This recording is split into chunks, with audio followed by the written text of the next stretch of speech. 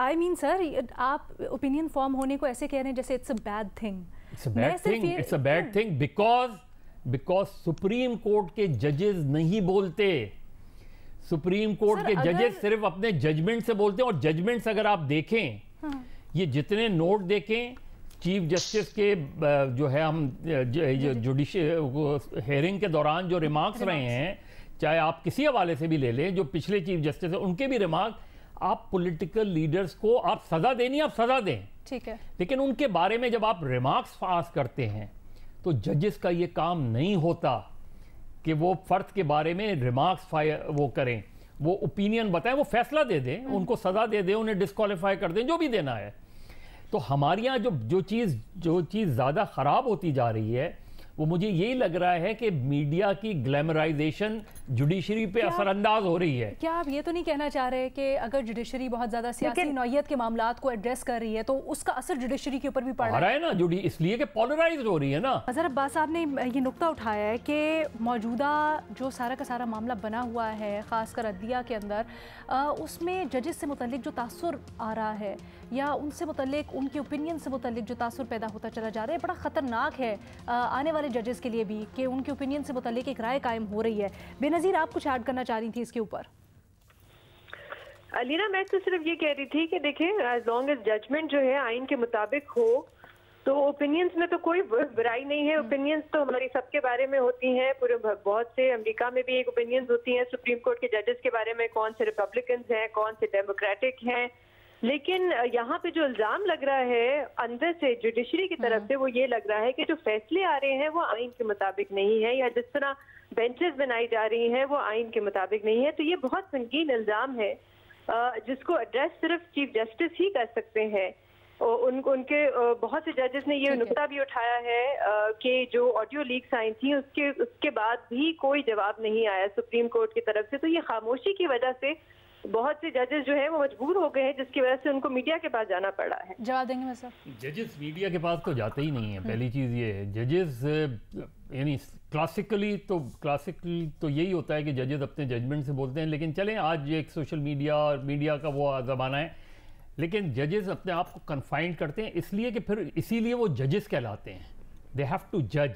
जब आपको जज करना होता है, आपको एक फैसला देना होता है, तो आपको दोनों साइड सुन के एक फैसला देना होता है। इसलिए आपके जजमेंट्स में कहीं भी वो तासुर नहीं आना चाहिए कि आप किसी के साथ बायस्ड हो रहे हैं, किसी के साथ, क्योंकि कभी भी आर्गुमेंट्स के थ्रू वो नहीं होता, हमेशा कानूनी राय दे के जजमेंट दिए जाते हैं, कानूनी राय सुन के जजमेंट दिए, यही सारी जिंदगी हमने सुना भी है, पढ़ा भी है। बट न्याजी साहब, ये जिस तासुर की मज़हर अब्बास साहब बात करें, क्या ये इस वजह से है कि सियासी नौयत के केसेस जा रहे हैं अदालतों में, और ऑब्वियसली जब इसके ऊपर फैसला देना होगा तो कुछ जजेस की राय एक तरफ होगी, कुछ की कुछ और फिर उसके बेनिफिशरीज भी होंगे, उसको कैश भी किया जाएगा।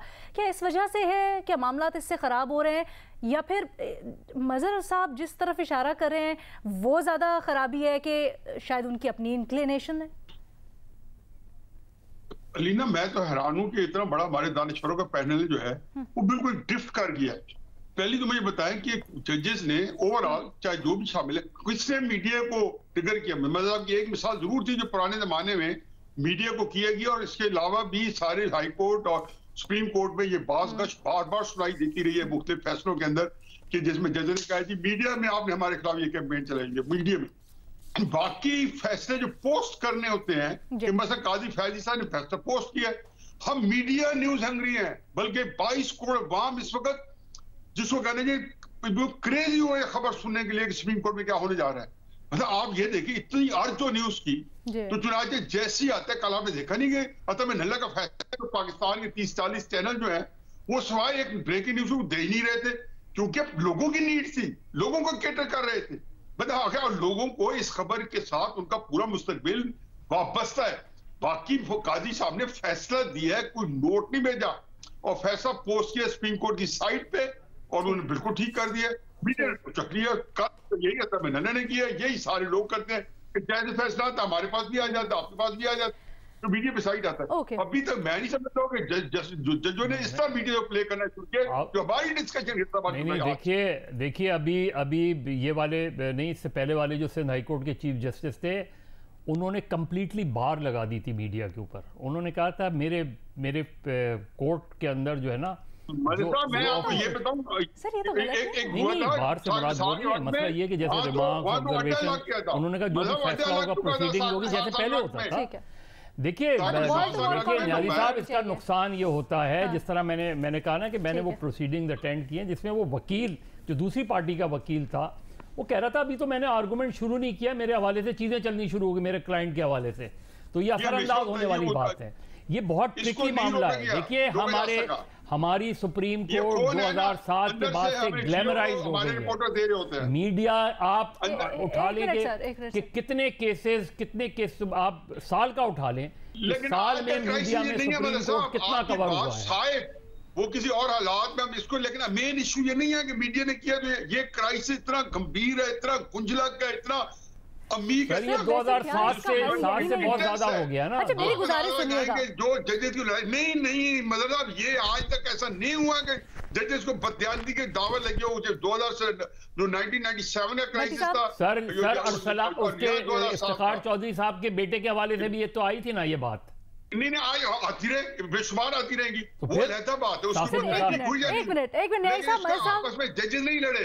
आप एक बात नहीं समझ रहे न्याजी साहब। देखिए सुप्रीम कोर्ट का क्योंकि एक स्टैंडर्ड डिसाइडेड है ना कि कौन अगला चीफ जस्टिस होता है, कौन अगला चीफ जस्टिस ऑफ पाकिस्तान होगा। अब अगर उससे पहले ही एक ऐसी कंट्रोवर्सी हो जाए कि जिसमें चीफ जस्टिस ऑफ पाकिस्तान के हवाले से सबके एक राइटली और रॉन्गली एक ओपिनियंस बन जाएं, वो कभी भी बेहतर नहीं होगा। आप ये याद रखिए कि हम ये कोई अच्छी रवायत कायम नहीं कर रहे।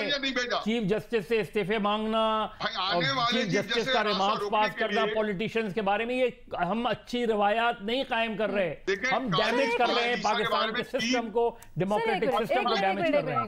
अलाउमी, आप लोग जो दोनों बात कर रहे हैं, 3 साल पहले से केस किया काजी फाइजिया के बारे में कि उन्हें अगला चीफ जस्टिस बनना था। किस वक्त किया? जब आसिफ सईद खोसा साहब थे उस वक्त किया। कौंसिल के अंदर केस आया। तो इसलिए ये तो बात सही है कि मक्कू ठपना था काजी साहब का कि मैं खटकता हूँ दिल जज्बा में कांटे की तरह। ये तो बहुत बड़ा प्रॉब्लम था उनका कि किसने किया। कुछ तल्ख हकीकतें हैं।